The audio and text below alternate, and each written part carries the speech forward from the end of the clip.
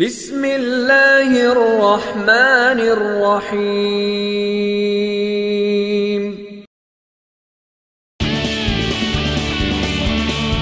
Fahim HD media. আসসালামু আলাইকুম ওয়া রাহমাতুল্লাহ। আসসালাতু ওয়াসসালামু আলাইকা ইয়া রাসূলুল্লাহ। আসসালাতু ওয়াসসালামু আলাইকা ইয়া হাবিবাল্লাহ। আসসালাতু ওয়াসসালামু আলাইকা ইয়া শাফিউল জুনুবিন। الصلاة والسلام عليك يا رحمة للعالمين. الحمد لله رب العالمين والعاقبة للمتقين، والصلاة والسلام على سيد الأنبياء والمرسلين وعلى آله الطيبين وأصحابه الطاهرين. أعوذ بالله من الشيطان الرجيم. بسم الله الرحمن الرحيم. وما أرسلناك إلا رحمة للعالمين. إن الله وملائكته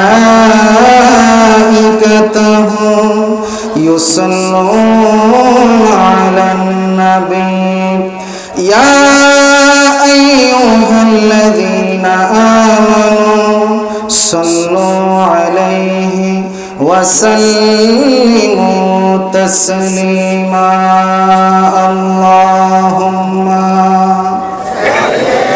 محبت করুন সবাই।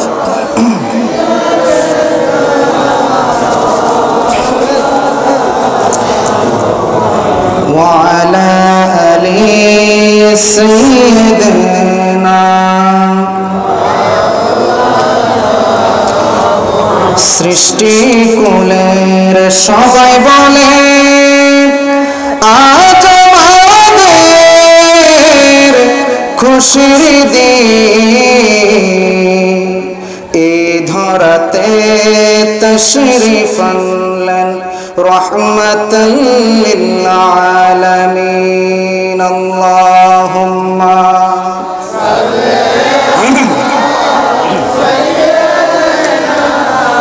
মাওলানা ওয়া আলা আলি সাইয়্যিদিনা।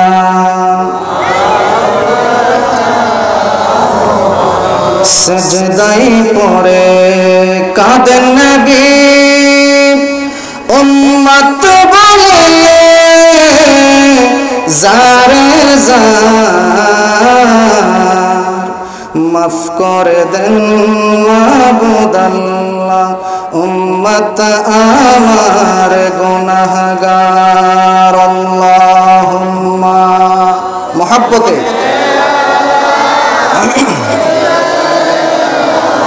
মাওলানা মুহাম্মদ ওয়া আলা আলি মাওলানা। কালেমাতে নূর নবীর নাম আযানে নবীর নাম নামাজতে নবীর সালাম শোনাইলে কেউ শোনে না নবী শোনাইলে কেউ শোনে না। শোনের গোশাহে মদিনা লা ইলাহা ইল্লাল্লাহ লা সাদাত জান্নাত বানাইল, মনের মতো সাজাইল, আই হাই সাদাত জান্নাত বানাইল, মনের মতো সাজাইল। একটি কদম রাখার পরে, একটি কদম রাখার পরে আজরাইল তুমি পাঠাইলা, লা ইলাহা লা ইলাহা লা ইলাহা ইল্লাল্লাহ মুহাম্মাদুর রাসূলুল্লাহ সাল্লাল্লাহু আলাইহি ওয়াসাল্লাম। আল্লাহ আল্লাহ আল্লাহ আল্লাহ আল্লাহ আল্লাহ আল্লাহ, একসাথে সবাই আল্লাহ আল্লাহ আল্লাহ। গোলামে আমায় দে, মদিনার গোলামে আমায় দে, মুর্শিদ মোরে মদিনার গোলামে আমায় দে। মাশাআল্লাহ আল্লাহ আল্লাহ আল্লাহ আল্লাহ আল্লাহ, লা ইলাহা ইল্লাল্লাহ মুহাম্মাদুর রাসূলুল্লাহ সাল্লাল্লাহু আলাইহি ওয়াসাল্লাম। উপস্থিত আজকের এই দয়াল বাবা চারু খন্দকারের উদ্যোগে তিতুমিয়া ব্যাপারী সাহেবের বাড়িতে আজকের ওয়াজ ও দোয়ার মাহফিলের পবিত্র ঈদে মিলাদুন্নবী উদযাপন উপলক্ষে এই মাহফিলের সম্মানিত সভাপতি, যিনি এতক্ষণ পর্যন্ত গুরুত্বপূর্ণ আলোচনা করেছেন, পীরে তরিকত রাহনুমায়ে শরিয়ত হযরতুল আল্লামা মাওলানা জাকারিয়া ওয়েসি পীর সাহেব কিবলা মাদ্দাজিল্লুহুল আলী, বারাকাল্লাহু ফি হায়াতিহি। সবাই উচ্চ স্বরে বলে আমিন। আরো উপস্থিত রয়েছেন আজকের যিনি প্রধান আকর্ষণ, সারা বাংলার আলোড়ন সৃষ্টিকারী বক্তা, পীরে তরিকত হযরতুল আল্লামা মাওলানা হারুনুর রশিদ সাহেব কিবলা মাদ্দাজিল্লুহুল আলী, বারাকাল্লাহু ফি হায়াতিহি। সবাই উচ্চ স্বরে বলে আমিন। আরো উপস্থিত রয়েছেন হযরতুল আল্লামা মাওলানা সাইদুল বারী সাহেব সহ আরো অনেক উলামায়ে কেরাম এবং এই বিপ্লব গ্রামের বিভিন্ন স্থান থেকে আগত মুমিন মুসলমান ভাইয়েরা, পর্দানিশীন মা বোনেরা, সবার প্রতি আমার আন্তরিক সালাম, আসসালামু আলাইকুম ওয়া রাহমাতুল্লাহ। আল্লাহ পাকের দরবারে লাখো কোটি শুকরিয়া, যিনি আজকে আমাদেরকে এই আজিমুশান মাহফিলে আসার এবং বসার তৌফিকটুকু দান করেছেন। সবাই শুকরিয়া দান করে আলহামদুলিল্লাহ। সাথে সাথে লক্ষ কোটি সালাম ওই নবী পাকের কদম মুবারকে, যিনি ইমামুল মুরসালিন, যিনি সাইয়্যিদুল মুরসালিন, যিনি খাতিবুল আনবিয়া, যিনি সাহিবুল মুজিজাত, যিনি সাহিবুল হাউদিল কাউসার, যিনি সাহিবুল মিফতাহুল জান্নাহ, যাকে সৃষ্টি না করলে আল্লাহ রাব্বুল আলামিন কিছুই সৃষ্টি করতেন না। ওয়ালাম ইয়াকুন ফি যালিকাল ওয়াক্তি লাউকুন ওয়ালা কালামুন ওয়ালা জান্নাতুন ওয়ালা নারুন ওয়ালা মালাকুন ওয়ালা সামাউন ওয়ালা আরদুন ওয়ালা শামসুন ওয়ালা কামারুন ওয়ালা জিন্নুন ওয়ালা ইনসুন। আল্লাহ কোনো কিছুই সৃষ্টি করতেন না যে নবীকে সৃষ্টি না করলে। ওই নবী পাকের কদম মুবারকে অসংখ্য দরুদ আর সালাম।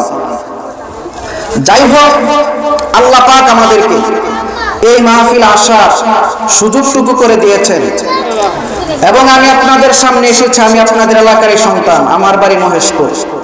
মহেশপুর চিনেন তো সবাই? আমি আপনাদেরই সন্তান। আল্লাহ পাক যেন আমি আপনাদের সামনে এসেছি, যতক্ষণে আলোচনা করি অল্প সময় কুরআন হাদিস ভিত্তিক আলোচনা করার মতো আল্লাহ যেন তৌফিক দান করে।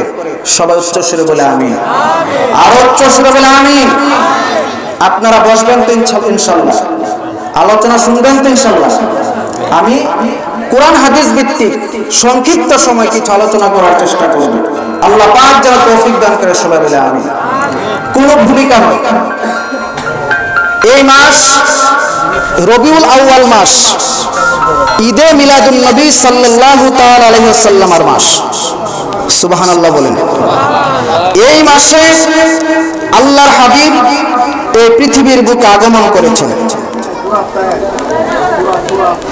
এই মাসে আল্লাহর হাবিবের পৃথিবীর বুকে আগমন করেছেন। আল্লাহর হাবিবের পাকের আগমনটাকে, আগমন শরীফটাকে বলা হয় পবিত্র ঈদে মিলাদুন নবী সাল্লাল্লাহু তাআলা আলাইহি ওয়াসাল্লাম। সুবহানাল্লাহ বলেন। আর উচ্চ স্বরে বলি সুবহানাল্লাহ। ঈদে মিলাদুন নবী, ঈদে মিলাদুন নবী আমাদের দেশে অনেকে বলে বেড়ায়, আমি কারো সমালোচনা নয়, আলোচনা করছি। ঈদুল ফিতর এবং ঈদুল আজহা, ইসলামের মধ্যে এই দুইটি ঈদ ছাড়া তৃতীয় কোনো ঈদ নাই, ঠিক কিনা? বলে কিনা? তারা কি জেনে বলে না জেনে বলে আমার বুঝে আসে না, কিন্তু কুরআন হাদিস ইজমা কিয়াসের ভিত্তিতে ঈদের অনেক অসংখ্য ঈদ রয়েছে, কিন্তু মুহাদ্দিসিন মুফাসসিরিনগণ 9 প্রকার ঈদের কথা উল্লেখ করেছেন। সুবহানাল্লাহ। কত প্রকার ঈদ? 9 প্রকার। ঈদুল ফিতর, ঈদুল আজহা, ঈদে আরাফা, ঈদে জুমআ, ঈদে হাওয়ারি, ঈদে বনী ইসরাঈল, ঈদে শবে বরাত, ঈদে শবে কদর এবং ঈদে মিলাদুন নবী। সুবহানাল্লাহ। ঈদুল ফিতর এবং ঈদুল আজহা হচ্ছে মুসলমানদের দুই ঈদ, যেটা আমরা বছরে 2 বার পালন করি, ঠিক কিনা? ঈদুল ফিতর, ঈদুল আজহা, তারপর হচ্ছে ঈদে আরাফা। ঈদে আরাফা হচ্ছে হাজী সাহেবানদের। সুবহানাল্লাহ বলেন। এবং ঈদে জুমআ হচ্ছে মুসলমানদের সাপ্তাহিক ঈদ, জুমার দিন। সুবহানাল্লাহ বলেন। এই ঈদ, জুমার দিনকে গরিবের হজের দিন বলা হয়, ঈদের দিন বলা হয়, ঠিক কিনা বলেন? এইভাবে যদি জুমার দিন যদি ঈদের দিন হয়, তাহলে বছরে 52টা ঈদ আমরা উদযাপন করি, ঠিক কিনা বলেন? সপ্তাহে একটা ঈদ হলে বছরে কয়টা ঈদ হয়? 52টা। এইভাবে ঈদে জুমআ হচ্ছে মুসলমানদের সাপ্তাহিক ঈদ, জুমার দিন। তারপর হচ্ছে ঈদে হাওয়ারি। ঈদে হাওয়ারি হচ্ছে হযরত ঈসা আলাইহিস সালাতু ওয়াস সালামের উপর আসমানি খাদ্য নাজিল হওয়ার ঈদ। তারপর হচ্ছে ঈদে বনী ইসরাঈল। ঈদে বনী ইসরাঈল হচ্ছে নীল নদ অতিক্রমের দিন আশুরার ঈদ। তারপর ঈদে শবে বরাত এবং শবে কদর হচ্ছে ফেরেশতাদের ঈদ। আর ঈদে মিলাদুন নবী হচ্ছে স্বয়ং আমার আল্লাহর ঈদ। সুবহানাল্লাহ। এই জন্য ঈদে মিলাদুন নবীকে সুন্নতে ইলাহি বলা হয়। আল্লাহ পাক ফেরেশতাদেরকে নিয়ে, সমস্ত আম্বিয়া কিরামদেরকে নিয়ে আল্লাহ পাক নিজে ঈদে মিলাদুন নবী উদযাপন করেছেন। সুবহানাল্লাহ। কুরআন হাদিসে যথেষ্ট প্রমাণ রয়েছে, অনেক গুরুত্বপূর্ণ আলোচনা হয়েছে। আমাদের আপনাদের এই গ্রামের পীর সাহেব হুজুর কেবলা আলোচনা করেছেন। আল্লাহ পাক আমার নবীর ঈদে মিলাদুন নবী পালন করার কথা কুরআন শরীফে নির্দেশ দিয়েছেন, এবং আল্লাহর হাবিব নিজের মিলাদ নিজে পালন করেছেন। আমি সামনের দিকে আসতেছি, আলোচনা হবে। নিজের মিলাদ নিজে পালন করেছেন, এবং নবীর সাহাবীগণ আল্লাহর হাবিবে পাকের মিলাদ শরীফ নিজে পালন করেছেন, এবং মিলাদুন নবীর ফজিলত নবীর শ্রেষ্ঠ 4 জন সাহাবী নিজ জবান মুবারক দ্বারা বর্ণনা করেছেন। চিৎকার দিবেন সুবহানাল্লাহ। যেই নবীর সাহাবীরা যে আমলটা গুরুত্ব সহকারে পালন করেছেন, ওই আমলটা কি শ্রেষ্ঠ নাকি নিকৃষ্ট? আরো জোরে বলুন, শ্রেষ্ঠ না নিকৃষ্ট? নবীর সাহাবীরা যে আমলটা করেছেন, অবশ্যই সেই আমলটা শ্রেষ্ঠ। সুবহানাল্লাহ বলেন।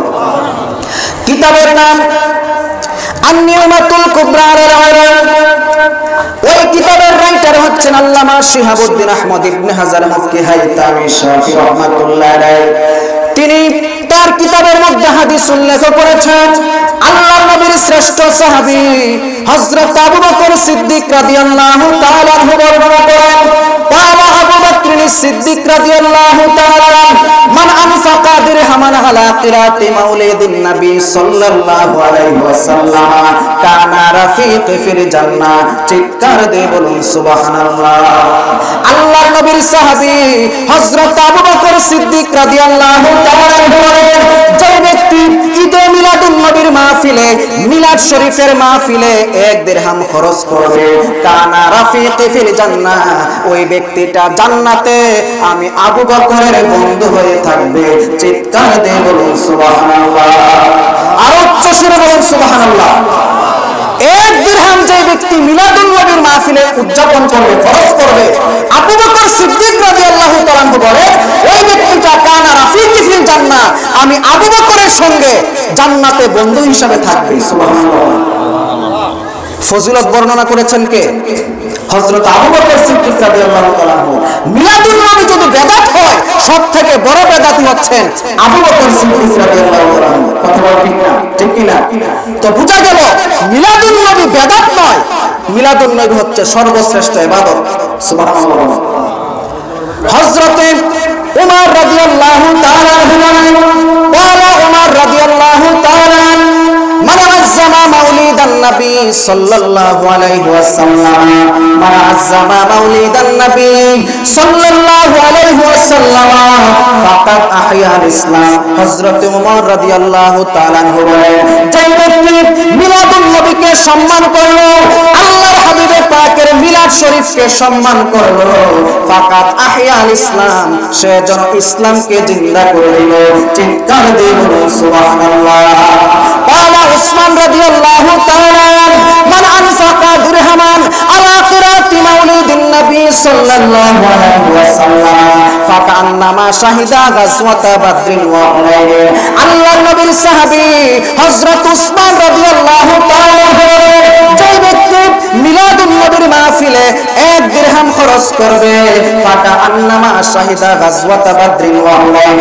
হযরত উসমান রাদিয়াল্লাহু তাআলা বলেন, যে ব্যক্তিটা মিলাদুন নবীর মাহফিলে 1 দিরহাম খরচ করবে, ওই ব্যক্তিটা যেন বদর এবং হুনাইনের যুদ্ধে অংশগ্রহণ করলো।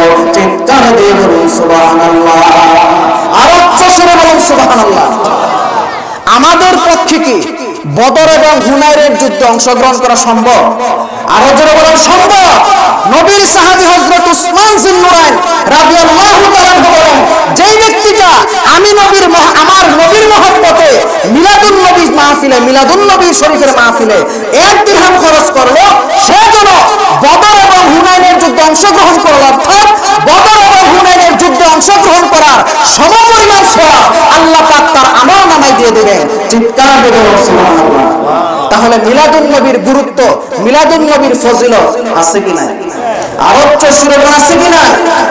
قال علي رضي الله تعالى من عظم مولد النبي صلى الله عليه وسلم وكان سببا لقراته لا يخرج من الدنيا إلا بالإيمان ويدخل الجنة بغير حساب। আল্লাহর নবীর সাহাবী হযরত আলী রাদিয়াল্লাহু তাআলা বলেন, যে ব্যক্তি মিলাদুন নবীকে সম্মান করলো, মিলাদুন নবীকে তাজিম করলো, তার মৃত্যুটা হবে ঈমানের সাথে। ওয়াদখুলুল জান্নাতা বিগাইরি হিসাব, এবং সে বিনা হিসাবে জান্নাতে প্রবেশ করবে। উচ্চ সুরে বলুন সুবহানাল্লাহ। আর উচ্চ সুরে বলুন সুবহানাল্লাহ। নবীর শ্রেষ্ঠ 4 জন সাহাবী এই মিলাদুন নবীর ফজিলত বর্ণনা করেছেন। এবং শুধু ফজিলত, কেমন ফজিলত? আবু বকর সিদ্দিক রাদিয়াল্লাহু তাআলা বললেন, যে ব্যক্তি মিলাদুন নবী পালন করবে, সেই ব্যক্তি আবু বকরের বন্ধু হবে। আবু বকর সিদ্দিক রাদিয়াল্লাহু তাআলার বন্ধু হওয়া কি সাধারণ কথা? চাইলে হওয়া যাবে, কিন্তু মুহাব্বতের সাথে নবীর প্রেম অন্তরণে যদি মিলাদুন নবী উদযাপন করা হয়, ওই আবু বকরের সঙ্গে বন্ধু হিসাবে জান্নাতে থাকার সৌভাগ্য হবে। আল্লাহ যেন আমাদেরকে কবুল করেন, সবাই বলে আমিন। আর উচ্চ সুরে বলে আমিন। কুরআন, হাদিস, ইজমা, কিয়াস এবং মুহাদ্দিসিন, মুফাসসিরিন, ইসলামী মনীষীগণ সবাই এক বাক্যে ফতোয়া দিয়েছেন, স্বীকার করেছেন, মিলাদুন নবী বেদাত নয়, মিলাদুন নবী হচ্ছে ইবাদত। সুবহানাল্লাহ। এখন মিলাদুন নবী তো ইবাদত ঠিকই আছে, বর্তমানে এটা একটা রাষ্ট্রীয় ইবাদত। সুবহানাল্লাহ বলে। এবং মিলাদুন নবী এখন বর্তমানে রাষ্ট্রীয়ভাবে পালন করা হচ্ছে। রাষ্ট্রের নিয়ম অনুযায়ী যদি এখন কেউ মিলাদুন নবীকে অস্বীকার করে, তাহলে সে রাষ্ট্রবিরোধী হিসাবে গণ্য হবে। ঠিক কিনা বলেন?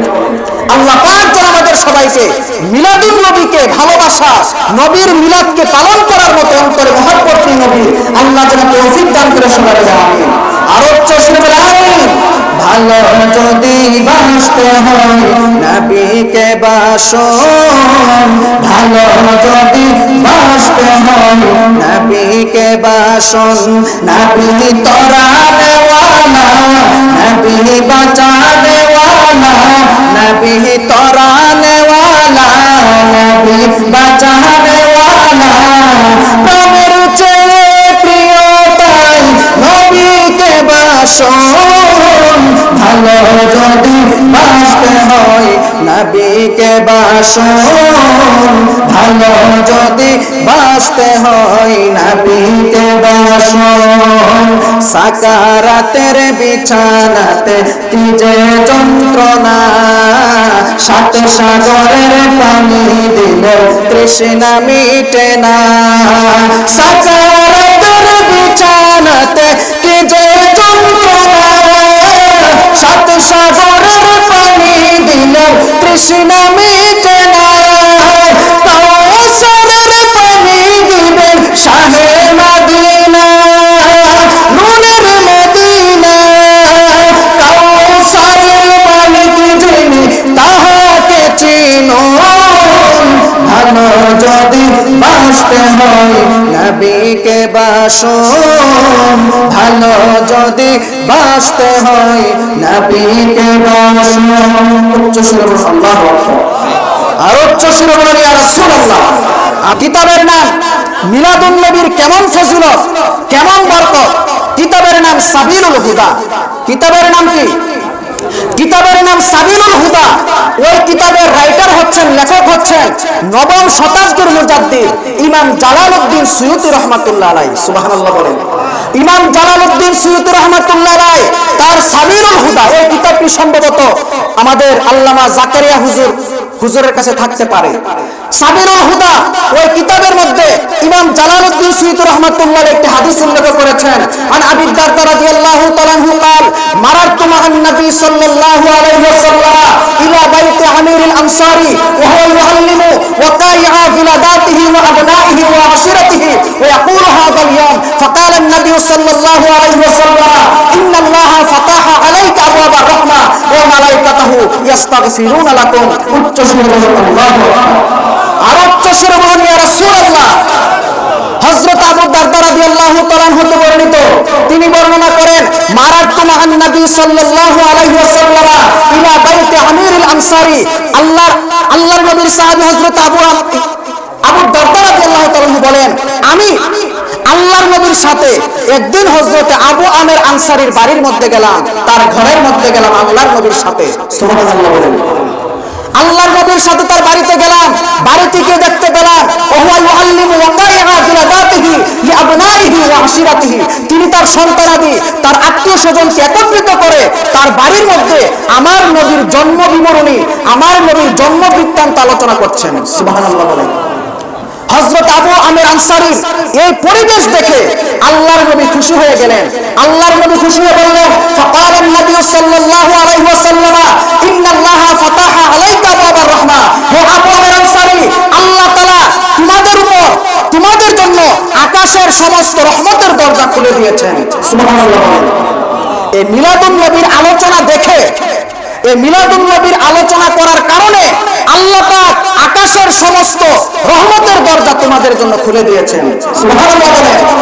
তারপর বলছেন ওয়া মালাইকাতুহু ইস্তাগফিরুনা লাকুম, এবং আল্লাহর সমস্ত ফেরেশতারা তোমাদের সকলের জন্য ক্ষমা প্রার্থনা করছেন।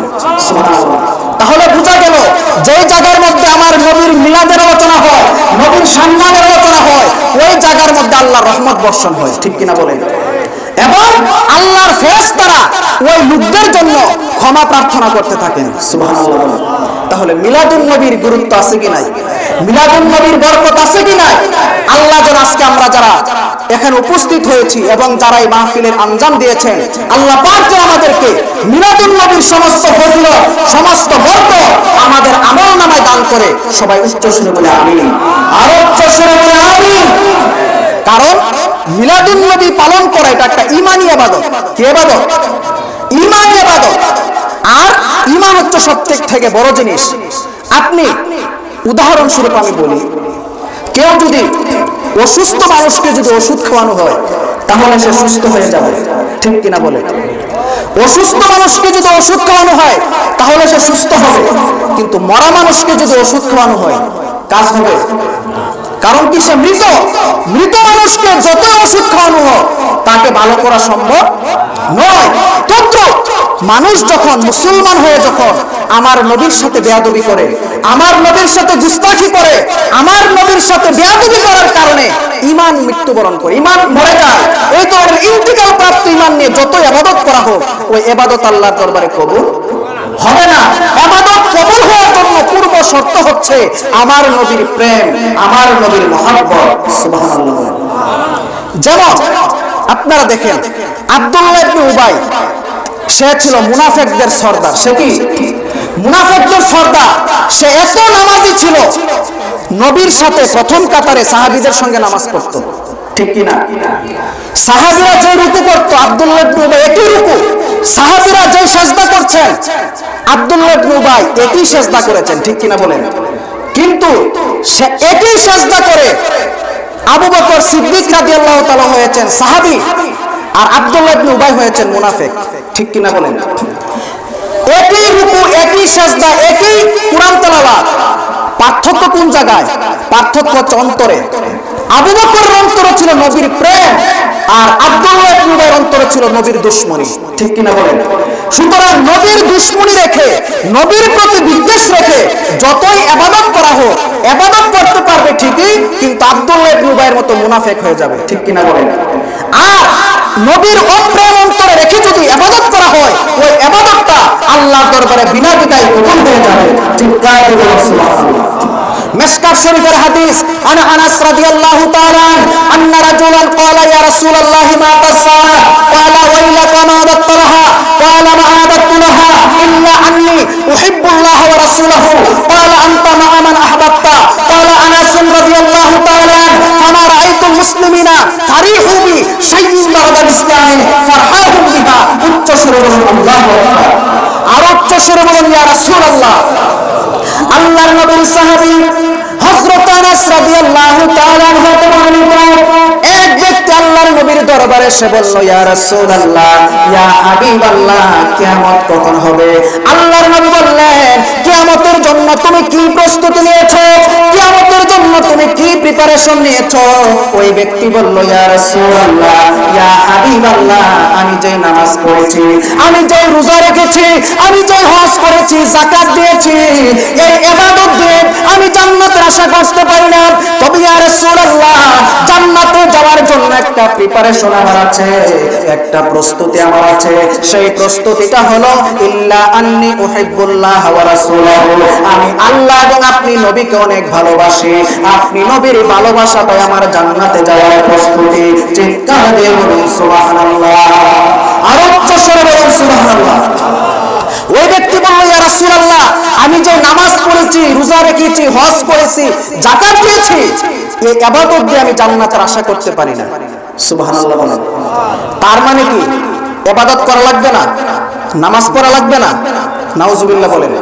নামাজ পড়া ফরজ। নামাজ পড়া কি ফরজ? কেউ যদি নামাজকে অস্বীকার করে তাহলে সে কাফের হয়ে যাবে, ঠিক কিনা বলেন? নামাজকে যদি কেউ অস্বীকার করে, ইগনোর করে, নামাজ আবার কিসের, নামাজ পড়া লাগবে না, তাহলে সে বিনা বাক্যে কি হয়ে যাবে? কাফের হয়ে যাবে। কিন্তু কেউ যদি নামাজ না পড়ে, অলসতার কারণে নামাজ পড়তেছে না, সেই জন্য সে গুনাহগার হবে, আর অস্বীকার করলে কাফের হয়ে যাবে। এখন দেখেন ওই সাহাবী বলে, একটু মনোযোগ, এই হাদিসটা একটু বুঝার বিষয়, মনোযোগ দিবেন সবাই। ওই ব্যক্তি বলল, ইয়া রাসূলুল্লাহ, আমি যে নামাজ পড়েছি, রোজা রেখেছি, হজ করেছি, যাকাত দিয়েছি, এগুলো দিয়ে আমি জান্নাতের আশা করতে পারি না। মানে হচ্ছে, ইয়া রাসূলুল্লাহ, আমি যে ইবাদত করেছি, এই ইবাদতের বড়াই আমি করতে পারি না। সুবহানাল্লাহ।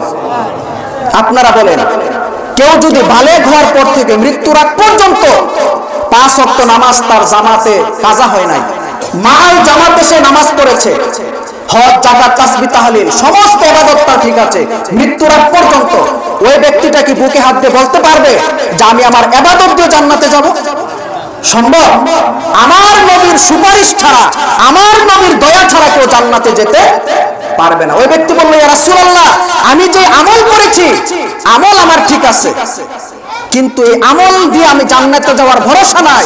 আমার একটাই ভরসা, আমার একটাই মনের শান্তি, আপনি নবীকে ভালোবাসি, আপনি নবীর ভালোবাসাটাই আমার জান্নাতে যাওয়ার প্রস্তুতি। চিৎকার করে সুবহানাল্লাহ।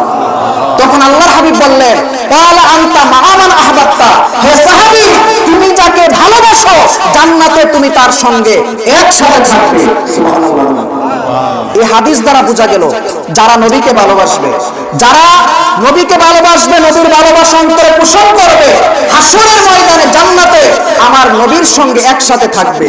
সুবহানাল্লাহ। আমরা জান্নাতে নবীর সঙ্গে থাকতে চাই কি চাই না? আর উচ্চ সুরে বলেন চাই কিনা? আল্লাহ যেন আমাদের সবাইকে কবুল করেন বলে আমিন। আর উচ্চ সুরে বলেন আমিন। আল্লাহর নবীর একজন সাহাবী ছিল যার নাম হলো হযরত রবিয়া। হযরত রবিয়া বলেন, আমি আল্লাহর হাবিবের পাকের খেদমত করতাম, তার ওযুর পানি, মেসওয়াক, জায়নামাজ ইত্যাদির ব্যবস্থা আমি করতাম। হযরত রবিয়া বলেন, আল্লাহর হাবিব আমাকে নির্দেশ দিলেন, হে রবিয়া, তোমার যা মনে চায়, তোমার যা ইচ্ছা হয় আমি রাসূলের কাছে চাও। আমি রাসূল তোমাকে ওয়াদা দিলাম, আমি রাসূল তোমাকে ওয়াদা দিলাম, তুমি রবিয়া আজকে আমার কাছে যা কিছু চাইবে আমি রাসূল তোমাকে সব কিছু দেব। আল্লাহর নবীর গোলাম হযরত রবিয়া বলল, ইয়া রাসূলুল্লাহ, ইয়া হাবিবাল্লাহ, আমার মা বাবা আপনার কদম মোবারকে কুরবান। ইয়া রাসূলুল্লাহ, আমি দুনিয়ার কোন অর্থ সম্পদ আমি চাই না, দুনিয়ার কোন দিনার দিরহাম রিয়ালের আমার প্রয়োজন নাই, দুনিয়ার কোন সম্পদের আমার প্রয়োজন নাই। আমি দুনিয়াতে যেমন আপনার খেদমত করেছি, দুনিয়াতে যেমন আপনি আপনার গোলামি করেছি, আমি জান্নাতেও আপনি রাসূলুল্লাহর গোলাম হয়ে থাকতে চাই। চিৎকার দিয়ে বলুন সুবহানাল্লাহ। আর উচ্চ স্বরে বলুন সুবহানাল্লাহ। আল্লাহর নবী বললেন, তোমার যা ইচ্ছা হয়, তোমার যা মনে চায় আমার কাছে চাও, আমি সব তোমাকে দেব। সুবহানাল্লাহ। আর উচ্চ স্বরে বলেন সুবহানাল্লাহ। এই প্রশ্নটা যদি রাসূল আমাদেরকে করতেন, আমরা কি বলতাম? ইয়া রাসূলুল্লাহ, আমার টাকা পয়সা নাই, আমাকে 1 কোটি টাকার মালিক বানাই দেন, ঠিক কি না? আমার থাকার ঘর নেই, আমাকে 5 তলা বিল্ডিং বানিয়ে দেন। আমি বেকার, আমাকে একটা কোম্পানির মালিক বানিয়ে দেন, ঠিক কি না? কিন্তু আল্লাহর নবীর সাহাবী বললেন, ইয়া রাসূলুল্লাহ, আমি দুনিয়ার কোনো কিছুই চাই না, আমি একটা জিনিস চাই, আমি জান্নাতে আপনি রাসূলুল্লাহর গোলাম হয়ে থাকতে চাই। সুবহানাল্লাহ। আল্লাহর নবী হযরত রবিয়ার কথা শুনে আল্লাহর নবী খুশি হয়ে গেলেন। আল্লাহর নবী খুশি হয়ে বললেন, হে রবিয়া, তুমি উত্তম জিনিস চেয়েছো, তুমি অনেক ভালো জিনিস চেয়েছো, হে রবিয়া, যাও যাও, আমি রাসূল খুশি হয়ে গেলাম, আমি রাসূল তোমাকে জান্নাতের সার্টিফিকেট দিয়ে দিলাম, তুমি জান্নাতে আমি রাসূলুল্লাহর গোলাম হয়ে থাকবে। চিৎকার দিয়ে বলুন সুবহানাল্লাহ।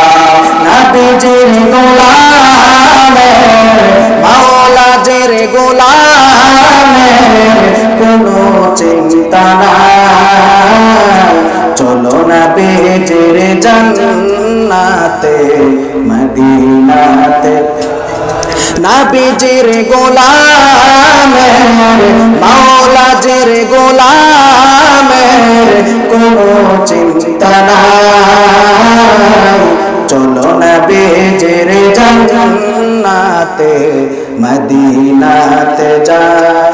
আল্লাহ দাতা সর্বোপরি, আমার নবী কাসেম বন্টনকারী, নবীজির বন্টনে যেন, নবীজির বন্টনে যেন আমি অধিক দয়া পাই, চলো নবীজির জান্নাতে মদিনাতে যাই।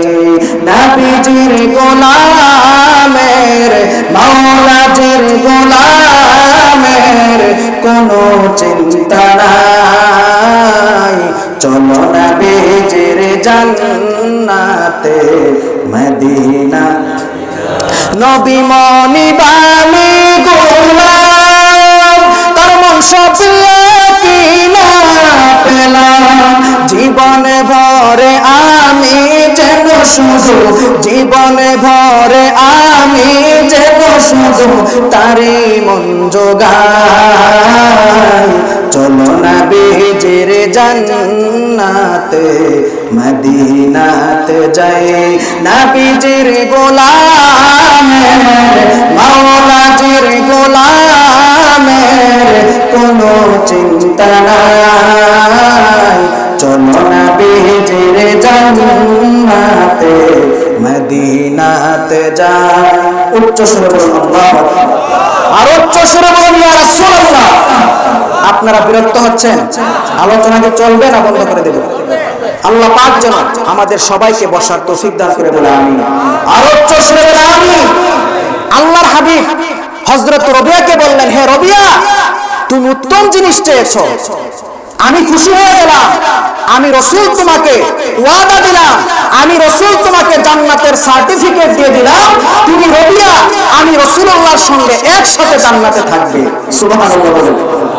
আমার রাসূল রবিয়াকে কি করলেন? জান্নাতের সার্টিফিকেট দিয়ে দিলেন। তাহলে বোঝা গেল আমার রাসূল দুনিয়াতে সাহাবীদেরকে জান্নাতের সার্টিফিকেট দিতে পারেন। এই ক্ষমতা রাসূলকে দিয়েছেন কে? আল্লাহ দিয়েছেন। আল্লাহ যদি রাসূলকে ক্ষমতা দিয়ে থাকেন, আমাদের কোনো আপত্তি আছে? আমাদের লাভ আছে, ঠিক কিনা বলেন? আমরা রাসূলকে ভালোবাসি, আর যারা রাসূলকে ভালোবাসে রাসূল তাদেরকে জান্নাতের সার্টিফিকেট দিবেন, ঠিক কিনা বলেন? আর উচ্চ সুরে বলেন ঠিক কিনা? বুখারী শরীফের হাদিস, আল্লাহর হাবিব একসঙ্গে 10 জন সাহাবীকে জান্নাতের সার্টিফিকেট দিয়েছেন। আল্লাহর হাবিব বলেছেন, আবু বকর ফিল জান্নাত, উমর ফিল জান্নাত, উসমান ফিল জান্নাত, আলী ফিল জান্নাত, তালহা ফিল জান্নাত, জুবাইর ফিল জান্নাত, আব্দুর রহমান ফিল জান্নাত, সাদ ফিল জান্নাত, সাঈদ ফিল জান্নাত, আবু উবাইদা ফিল জান্নাত। এইভাবে 10 জন সাহাবীকে আল্লাহর নবী জান্নাতের সার্টিফিকেট দিয়েছেন। চিৎকার দিয়ে বলুন সুবহানাল্লাহ। আর উচ্চ সুরে বলুন সুবহানাল্লাহ। আল্লাহর নবী জান্নাতের সার্টিফিকেট দিতে পারেন, এটা আমরা বিশ্বাস করি, এটা আমাদের ঈমান। কথা বলো ঠিক না বেঠিক? এই ঈমান যাদের মধ্যে আছে, আমার রাসূল তাদেরকে জান্নাতের সার্টিফিকেট দিবেন। সুবহানাল্লাহ বলেন। যারা এই জিনিসটা, এই ঈমান যাদের মধ্যে নাই, আমার রাসূল তাদেরকে কখনো জান্নাতের সার্টিফিকেট দিবেন না, তারা জান্নাতে যেতে পারবেন না। আমার নবীকে পরিপূর্ণভাবে আমার নবীর উপর বিশ্বাস স্থাপন করার নাম হচ্ছে ঈমান। চিৎকার দিয়ে বলুন সুবহানাল্লাহ। আর উচ্চ সুরে বলুন সুবহানাল্লাহ। মিশকাত শরীফের হাদিস, মিশকাত শরীফের হাদিস, عن جابر رضي الله تعالى عنه قال رسول الله صلى الله عليه وسلم أوتيت خمسا لم يؤتهن أحد قبلي نصرت بالرعب مسيرة شهر وجعلت الأرض مسجدا وطهورا فأيما رجل من أمتي أدركته الصلاة فليصلي وأحلت المغانم ولم تحل لأحد قبلي وأوتيت الشهادة وكان النبي يبعث إلى قومه خاصة وبعثت إلى الناس عامة। উচ্চ সুরে বলুন আল্লাহু আকবার। আর উচ্চ সুরে বলুন ইয়া রাসূলুল্লাহ। আল্লাহর হাবিব বলেন, আল্লাহ পাক আমাকে 5টি নিয়ামত দিয়েছেন। কয়টি নিয়ামত? 5টি নিয়ামত দিয়েছেন, যে নিয়ামতগুলো আমার পূর্বে অন্য কোন নবী রাসূলদেরকে দেওয়া হয় নাই। সুবহানাল্লাহ। মূলত অসংখ্য নিয়ামত আল্লাহ রাসূলকে দান করেছেন, যে নিয়ামতগুলো অন্য কোন নবী রাসূলদেরকে দেন না। কিন্তু এই হাদিসের মধ্যে 5টি নিয়ামতের কথা উল্লেখ রয়েছে। 1 নম্বর হলো মুসিরতু বির-রুবে মাসিরাতা শাহরিন। আল্লাহর হাবিব বলেন, আল্লাহ পাক আমাকে 1 মাসের দূরত্ব পর্যন্ত প্রভাব বিস্তারকারী ভয় বিশিষ্ট চেহারা দিয়ে আল্লাহ পাক আমাকে পৃথিবীর বুকে প্রেরণ করেছেন। সুবহানাল্লাহ। ভয় বিশিষ্ট চেহারা আল্লাহ আমার রাসূলকে দান করেছেন। মক্কার কাফের মুশরিকরা আবু জাহেল, আবু লাহাব, উতবা, সাইবা আমার নবীর বিরোধিতা করেছিল, ঠিক কিনা বলেন? কাফের মুশরিকরা আমার নবীর বিরোধিতা করেছে কিনা? বিরোধিতা করেছে পেছন দিক থেকে। ওই কাফের মুশরিকরা যখন আমার নবীর সামনে আসতো, আমার নবীর নূরানি চেহারা মোবারক দেখে কাফের মুশরিকরা ভয় পেয়ে যেত। সুবহানাল্লাহ বলবেন না? আমার নবীর এত সুন্দর নূরানি চেহারা, এই নূরানি চেহারা দেখে কাফের মুশরিকরা কি পেত? ভয় পেয়ে যেত। কেমন ভয় পেত? ওই ভয়টা তাদের মধ্যে 1 মাস পর্যন্ত থাকতো। আর সুবহানাল্লাহ। পেছন থেকে বিরোধিতা করতো ঠিকই, কিন্তু নবীর সামনে আসলে আই এম সরি, ঠিক কিনা? ভয় পেয়ে যেত। এই ভয়টা তাদের মধ্যে 1 মাস পর্যন্ত থাকতো। আল্লাহর হাবিব বলেন, এই নিয়ামতটা আল্লাহ পাক আমি রাসূলকে দান করেছেন, অন্য কোন নবী রাসূলদেরকে দান করেন নাই। সুবহানাল্লাহ। 2 নাম্বার হলো, একটু গভীর মনোযোগ, 2 নাম্বার নিয়ামত হলো ওয়া জুইলাতিল আরদু মাসজিদান ওয়া তাহুরা ফাআইয়ুমা রাজুলিন মিন উম্মতি আদরাকাতুস সালাতু ফালইউসাল্লি। আল্লাহর নবী বলেন আল্লাহ রাব্বুল আলামিন আমার কারণে এই পৃথিবীটাকে মসজিদ উপযুক্ত করে দিয়েছেন, অর্থাৎ পবিত্র করে দিয়েছেন। সুতরাং আমার উম্মতের যে কোনো ব্যক্তি নামাজের সময় হলে যে কোনো জায়গায় নামাজ পড়তে পারবে, এই নিয়ামতটা আল্লাহ রাব্বুল আলামিন একমাত্র আমি রাসূলুল্লাহকে দান করেছেন। চিৎকার দিয়ে বলুন সুবহানাল্লাহ। আর উচ্চ স্বরে বলুন সুবহানাল্লাহ। আমার নবীর যে কেমন মর্যাদা, মিলাদুন নবীর মাস, একটু মনোযোগ দেন সবাই। অন্যান্য নবীদের যুগে ইবাদতের জন্য নির্দিষ্ট জায়গা ছিল, নির্ধারিত জায়গার বাইরে যদি কেউ ইবাদত করত ওই ইবাদত আল্লাহর দরবারে কবুল হতো না।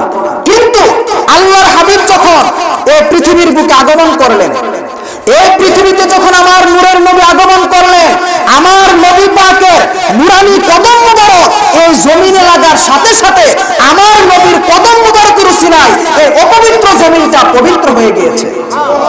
আর উচ্চ স্বরে বলুন সুবহানাল্লাহ। এই অপবিত্র জমিনটা পবিত্র হয়েছে আমার নবীর কদম মুবারকের উসিলায়, ঠিক কিনা বলেন? এই জন্য আমরা মুসলমান 5 ওয়াক্ত নামাজ পড়ি। আপনি জমিনে কাজ করতেছেন, কিন্তু আপনি মসজিদে আসতে আসতে নামাজের সময় চলে যাবে। আপনি যদি আপনার জমিনের মধ্যে একটি কাপড় বিছিয়ে নামাজ আদায় করেন, ওই নামাজটা কি হয়ে যাবে? কবুল হয়ে যাবে। সুবহানাল্লাহ বলেন। এই ফ্যাসিলিটিটা, এই সুযোগটা একমাত্র উম্মতে মুহাম্মদীকে আল্লাহ দিয়েছেন আমার নবীর বরকতে। সুবহানাল্লাহ বলেন। আল্লাহর হাবিব বলেন এই নিয়ামতটা একমাত্র আল্লাহ পাক আমাকে দান করেছেন, অন্য কোন নবী রাসূলদেরকে এই নিয়ামত দান করেন নাই। সুবহানাল্লাহ বলেন। 3 নাম্বার হলো ওয়া উহিল্লাত লিল মাগানিম ওয়া লাম তুহাল্লা লিহাদিন ক্বাবলি। আল্লাহর নবী বলেন আল্লাহ পাক আমার জন্য গনিমতের মাল হালাল করেছেন, যেটা অন্যান্য নবী রাসূলদের জন্য হালাল করা হয় নাই। 4 নাম্বার হলো ওয়া উতিতুস শাফাআত। আমাকে শাফাতের ক্ষমতা প্রদান করা হয়েছে, অন্যান্য নবীদেরকে যেটা করা হয় নাই। 5 নাম্বার হলো ওয়া কানান নাবিয়্যু ইউবাসু ইলা কওমিহি খাসসা ওয়া বুইসতু ইলান নাসি আম্মা।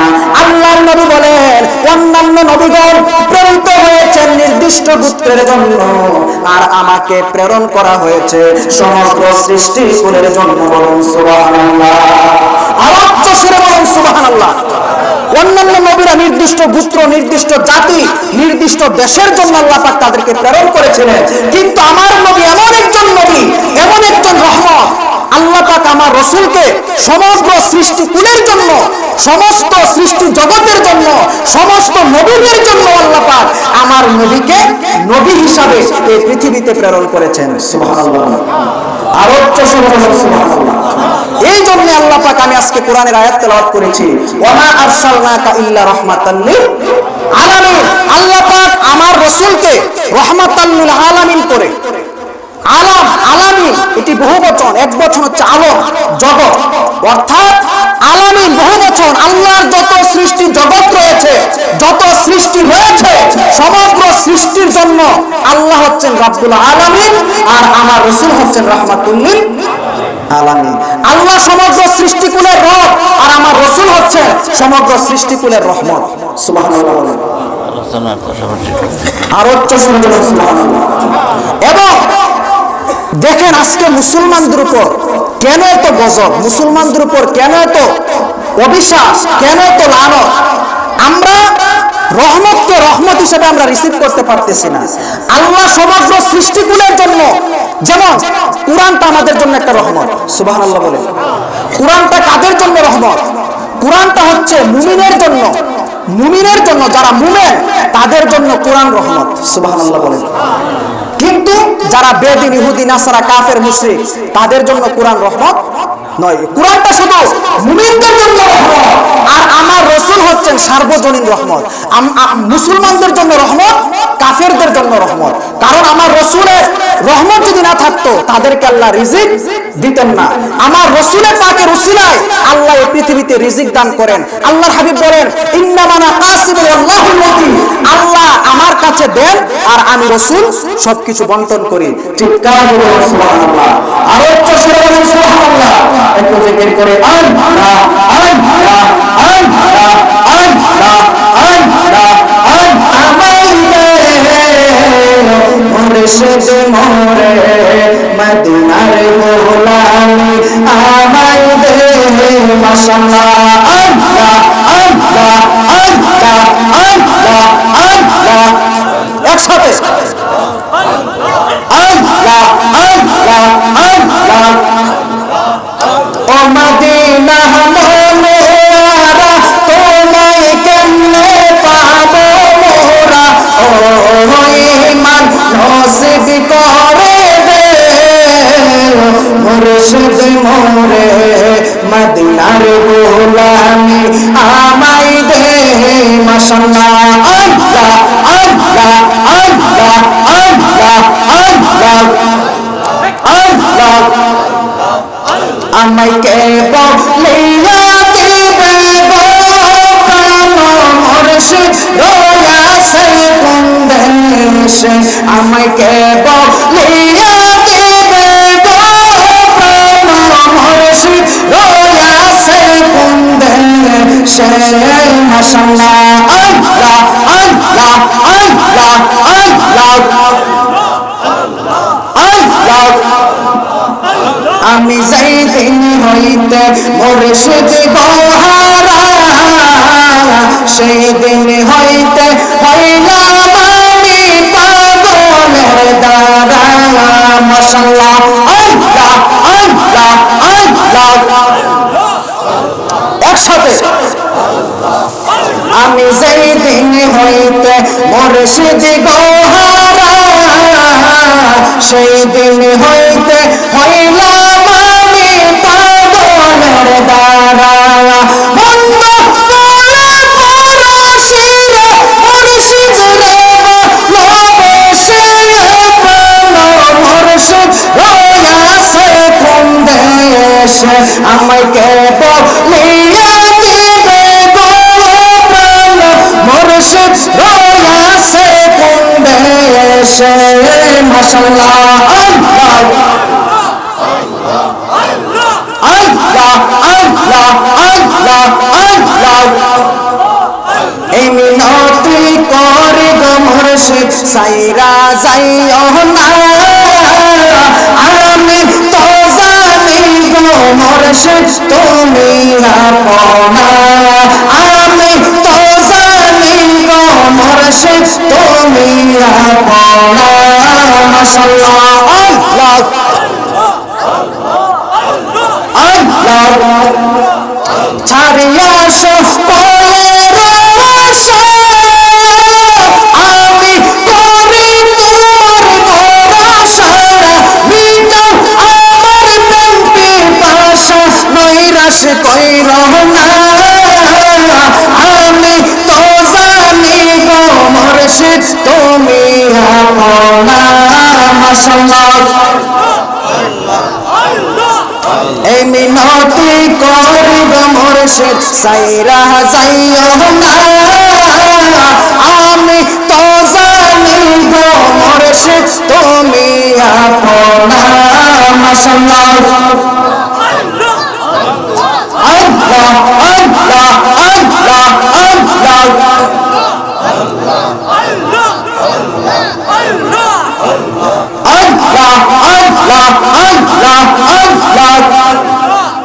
নবী বিনে দরদি কেউ না আইরে মুমিন ভাই নবী বিনে দরদি কেউ না নবী বিনে দরদি কেউ না আইরে মুমিন ভাই নবী বিনে দরদি কেউ না মাশাআল্লাহ আল্লাহ নবী বিনে দরদি কেউ না আইরে মুমিন ভাই নবী বিনে দরদি কেউ না মাশাআল্লাহ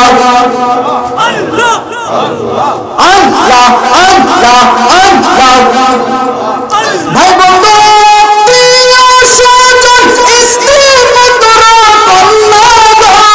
সবার চাইতে নবীজি আপন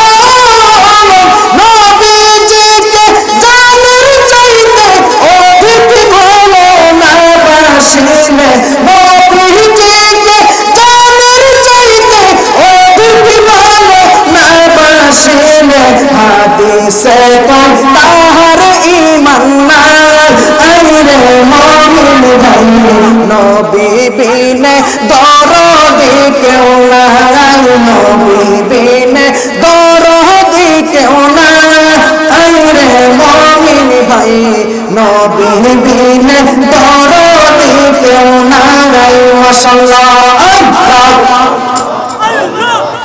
নবী বিনে দরদি কেউ নাই আইরে মুমিন ভাই নবী বিনে দরদি কেউ নাই আল্লাহ আল্লাহ আল্লাহ আল্লাহ আল্লাহ আল্লাহ একসাথে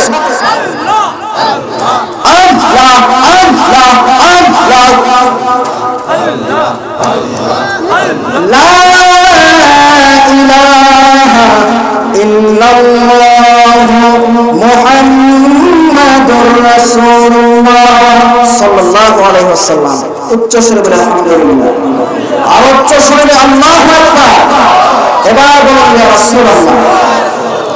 আপনারা ক্লান্ত হয়ে গেছেন, আলোচনা কি আর কিছুক্ষণ চলবে? 10-15 মিনিট বলবো।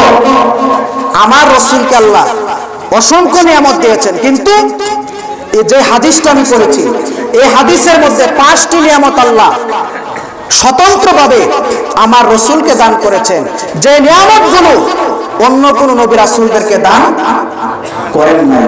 সুবহানাল্লাহ। মিলাদুন নবীর মাস, আমার রাসূল এই পৃথিবীতে আগমনের মাস, রাসূলকে চিনার জানার বুঝার মাস। সুবহানাল্লাহ। আর উচ্চ স্বরে বলুন সুবহানাল্লাহ। আমার রাসূলের মিলাদ, আমার রাসূলে পাকের আগমনের বিষয় আদম আলাইহিস সালাতু ওয়াস সালাম থেকে শুরু করে ঈসা রুহুল্লাহ পর্যন্ত সমস্ত আম্বিয়া কেরাম আমার নবীর মিলাদের আলোচনা করে গেছেন। সুবহানাল্লাহ। আর উচ্চ স্বরে বলুন সুবহানাল্লাহ। কিতাবের নাম শিফা শরীফ। ওই কিতাবের মধ্যে আল্লামা কাজী আয়াজ রাহমাতুল্লাহ আলাইহি তিনি বর্ণনা করেছেন, আল্লামা কাজী আয়াজ রাহমাতুল্লাহ আলাইহি বর্ণনা করেছেন, ওই কিতাবের মধ্যে এসেছে আল্লাহর নবী হযরত আদম আলাইহিস সালাতু ওয়াস সালাম তার প্রিয় পুত্র হযরত শীশ আলাইহিস সালাতু ওয়াস সালামকে লক্ষ্য করে বললেন, হে আমার ছেলে শীশ, আমার ইন্তিকালের পরে তুমি আমার খলিফা হবে, সুতরাং আমি তোমাকে ওসিয়ত করলাম তুমি যখনই আল্লাহর নাম স্মরণ করবে সাথে সাথে মুহাম্মাদুর রাসূলুল্লাহ সাল্লাল্লাহু তাআলা আলাইহি ওয়াসাল্লামের নামটা তুমি স্মরণ করো। কারণ হলো আমি যখন মাটি এবং পানির মধ্যে মিশ্রিত ছিলাম তখন রাহমাতুল লিল আলামিনের নাম মুবারক আল্লাহর নামের সাথে আরশে আজিমের মধ্যে লিখিত দেখেছি। আর উচ্চ স্বরে বলুন সুবহানাল্লাহ। আদম নবী বলেন, হে শীশ, তুমি যখনই আল্লাহর নাম স্মরণ করবে সাথে সাথে রাহমাতুল লিল আলামিনের নামটা স্মরণ করো। কারণ হলো আমি যখন মাটি এবং পানির মধ্যে মিশ্রিত ছিলাম, আমি আদম হই নাই, মাটি এবং পানির মধ্যে মিশ্রিত ছিলাম, তখনই ওই রাসূলুল্লাহর নাম মুবারক আল্লাহর নামের সাথে আরশে আজিমের মধ্যে লিখিত দেখেছি। সুবহানাল্লাহ। আর উচ্চ স্বরে বলুন সুবহানাল্লাহ। তারপর আদম নবী বলেন, তারপর আমি সমস্ত আকাশ ভ্রমণ করেছি, সমস্ত আকাশের মধ্যে আল্লাহর নামের সাথে আমি রাসূলের নাম মুবারক লিখিত দেখেছি। তারপর আমার আল্লাহ আমাকে বেহেশতে বসবাস করার সুযোগ দিলেন। বেহেশতের সমস্ত গেটে গেটে, দরজায় দরজায়, জানালায় জানালায়, বিশেষ করে তুবা বৃক্ষের পাতায় পাতায়, সিদরাতুল মুনতাহা বৃক্ষের পাতায় পাতায়, পর্দার কিনারায় আল্লাহর নামের সাথে আমি রাসূলের নাম মুবারক লিখিত দেখেছি। হযরত আদম নবী বলেন, শুধু তাই নয়, ওয়া কাদর আইতু ইসমা মুহাম্মাদিন মাকতুবান আলা নাহুরি আইনাল মালাইকাতে। আদম নবী বলেন, ফেরেশতাদের চোখের মনির ভেতরে আমি রাসূলুল্লাহর নাম মুবারক লিখিত দেখেছি। চিৎকার দিন সুবহানাল্লাহ। আর উচ্চ স্বরে বলেন সুবহানাল্লাহ। বেহেশতের সমস্ত গেটে গেটে, দরজায় দরজায়, জানালায় জানালায়, বেহেশতের সমস্ত বৃক্ষের পাতায় পাতায়, শুধু তাই নয়, বেহেশতের ভেতরে যে হুর রয়েছে ওই হুরদের চোখের মনির ভেতরে আমার রাসূলের নাম মুবারক লেখা। সুবহানাল্লাহ। কেমন মর্যাদা আল্লাহ রাসূলকে দান করেছেন। হযরত আদম নবী তার ছেলে শীষ নবীকে উপদেশ দিচ্ছেন, হে আমার ছেলে শীষ, আমি বাবা হয়ে তুমি ছেলেকে উপদেশ দিচ্ছি, তুমি যখনই নবী আল্লাহর নাম স্মরণ করবে সাথে সাথে আমার নবীর নামটাও স্মরণ করবে, এটা আমি বাবা হয়ে তুমি ছেলের প্রতি আমার উপদেশ। সুবহানাল্লাহ। একজন নবী হয়ে তার সন্তানকে উপদেশ দিচ্ছেন আমার রাসূলের নাম স্মরণ করার জন্য, নবীর তাজিম করার জন্য। তাহলে আমরা সেই নবীর উম্মত হয়ে আমাদের নবীর তাজিম আমরা করতে চাই কি চাই না? আর উচ্চ সুরে বলুন, চাই কিনা? সেই নবীর তাজিম আমাদের মধ্যে পুরোপুরি ভাবে নাই বিধায় আমাদের মুসলমানদের প্রতি এত আল্লাহর গজব।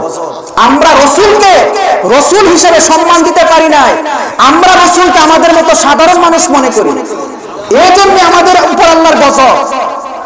কিন্তু আমাদের নবীকে যদি ওয়ামা আরসালনাকা ইল্লা রাহমাতাল লিল আলামিন রহমত করে আল্লাহ পাক প্রেরণ করেছেন, আমরা যে আল্লাহ যেমন নবীকে রহমত করে প্রেরণ করেছেন, আমরা যদি সেই নবীকে রহমত হিসাবে রিসিভ করতে পারতাম, গ্রহণ করতে পারতাম, আমাদের মুসলমানদের উপরে শান্তির বন্যা বয়ে যেত। ঠিক কিনা বলেন? আর উচ্চ সুরে বলেন, ঠিক কিনা? এখনো যদি পৃথিবীর সমস্ত মুসলমান আমার নবীকে ভালোবাসে, আমার নবীকে মহব্বত করে, নিজের জানের থেকেও বেশি নবীকে তাজিম করে, নবীকে ভালোবাসে, সম্মান করে, মুসলমানদের উপর আল্লাহর শান্তি অনিবার্য হয়ে যাবে। সুবহানাল্লাহ। আর উচ্চ সুরে বলেন সুবহানাল্লাহ। আমরা যে নবীগণ আদম থেকে শুরু করি রসুলুল্লাহ পর্যন্ত সমস্ত আম্বিয়া কেরাম আমার নবীর তাজিম করেছেন, আমার নবীর সম্মান করেছেন, আমার নবীর মিলাদের রচনা করেছেন। আমরা সেই নবীর তাজিম, সম্মান এবং মিলাদ উদযাপন করতে চাই কি চাই না? আর উচ্চ সুরে বলেন, চাই কিনা? চাই বিধায় আজকে আয়োজন করা হয়েছে। আলহামদুলিল্লাহ বলি, আল্লাহ যেন আমাদের এই অনুষ্ঠানকে কবুল করে, সবাই বলে আমিন। আর উচ্চ সুরে বলে আমিন। আমি ধন্য রাসূল তোমাকে পেয়ে, আমি ধন্য রাসূল তোমাকে পেয়ে। যারা পারেন বলতে পারেন আমার সাথে নবীর মহব্বতে একটু ঠোঁটটা নাড়ান। আমি ধন্য রাসূল, আমি ধন্য রাসূল, আমি আরো বেশি ধন্য তোমার উম্মত হয়ে, আমি আরো বেশি ধন্য তোমার উম্মত হয়ে, আমি ধন্য রাসূল তোমাকে পেয়ে, আমি ধন্য, আমি ধন্য রাসূল তোমাকে পেয়ে, আমি আরো বেশি ধন্য তোমার উম্মত হয়ে, আমি আরো বেশি ধন্য তোমার উম্মত হয়ে, আমি ধন্য রাসূল তোমাকে পেয়ে, আমি ধন্য, আমি ধন্য রাসূল তোমাকে পেয়ে। আল্লাহু আকবার। আমরা রাসূলকে পেয়ে ধন্য কিনা? আর উচ্চ সুরে বলেন, ধন্য কিনা? আল্লাহর হাবিব যখন এই পৃথিবীতে আগমন করলেন, আল্লাহর সমস্ত সৃষ্টি জগৎ আমার রাসূলকে পেয়ে ধন্য হয়েছেন, শুকরিয়া আদায় করেছেন, আনন্দিত হয়েছেন। সুবহানাল্লাহ বলেন। একমাত্র একজন ব্যক্তি আনন্দিত হতে পারেন নাই, সে হচ্ছে ইবলিস, শয়তান। ঠিক কিনা বলেন? আমার নবী যখন এই পৃথিবীতে আগমন করলেন, একদল নারাজ হয়েছে, সে দলটার নাম কি? ইবলিস, শয়তানের দল। আর ইবলিস, শয়তান ছাড়া আল্লাহর সমগ্র সৃষ্টি জগৎ আমার নবীর আগমনে আনন্দিত হয়েছে। সুবহানাল্লাহ। আর উচ্চ সুরে বলুন সুবহানাল্লাহ। আমার নবীর কেমন শান, কেমন মর্যাদা। বনী ইসরাইলের মধ্যে এক ব্যক্তি 100 বছর পর্যন্ত আল্লাহর নাফরমানি করেছে। কত বছর? 100 বছর পর্যন্ত আল্লাহর নাফরমানি করেছে। যত ধরনের অপকর্ম, এমন কোন অপকর্ম নাই যে কাজটা ওই ব্যক্তিটা করে নাই। তারপরে করেছে কত বছর? 100 বছর। 100 বছর পরে যখন তার মৃত্যু হয়ে গেল, তার সম্প্রদায়ের লোকেরা তাকে ঘৃণা, লাঞ্ছনা, তার প্রতি ঘৃণায় তার জানাজা দেয় নাই, তাকে গোসল করানো হয় নাই, তাকে একটা ময়লা আবর্জনা স্থানে ডাস্টবিনের মধ্যে ফেলে দিয়েছে। নাউজুবিল্লাহ। এখন আমাদের সমাজে যদি একটা মানুষ অনাচার, বেবিচার, অন্যায় কাজে, অশ্লীল কাজে সারা জীবনটা কাটিয়ে দেয়, তার প্রতি আমাদের ঘৃণা থাকবে কিনা? ঘৃণা হয় কিনা? তদ্রুপ ওই ব্যক্তিটার উপর তার সম্প্রদায়ের লোকের প্রতিটা মানুষের ঘৃণা, যে তাকে, সে একটা নিকৃষ্ট মানুষ, তাকে জানাজা দেওয়া যাবে না, তাকে দাফন করা যাবে না, তাকে নিকৃষ্ট একটা জায়গায় ফেলে দেওয়া হোক।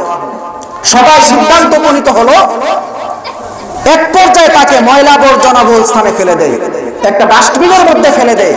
তখন আল্লাহ রাব্বুল আলামিন হযরতে মূসা নবীর নিকট ওহী প্রেরণ করলেন, হে মূসা, আমার এই বান্দাটাকে তার সম্প্রদায়ের লোকেরা ময়লা আবর্জনাবহুল স্থানে ফেলে দিয়েছে, আমি তোমাকে নির্দেশ দিলাম তুমি তাকে সেখান থেকে উদ্ধার করে তার গোসলের ব্যবস্থা করো, তার জানাজার ব্যবস্থা করো, তার কাফন দাফনের ব্যবস্থা করো। সুবহানাল্লাহ। হযরত মূসা নবী বলেন, ইয়া রাব্বুল আলামিন, আমি কিভাবে তার জানাজার নামাজের ব্যবস্থা করি, কিভাবে তার কাফন দাফনের ব্যবস্থা আমি করি? এই বান্দাটা তো 100 বছর পর্যন্ত তোমার নাফরমানি করেছে। আমার আল্লাহ বলেন, হে মূসা, আমার এই বান্দাটা 100 বছর পর্যন্ত আমার নাফরমানি করেছে ঠিকই, কিন্তু মূসা, আমার এই বান্দাটা মাঝে মধ্যে তাওরাত শরীফ পাঠ করত, তাওরাত শরীফ পাঠ করত।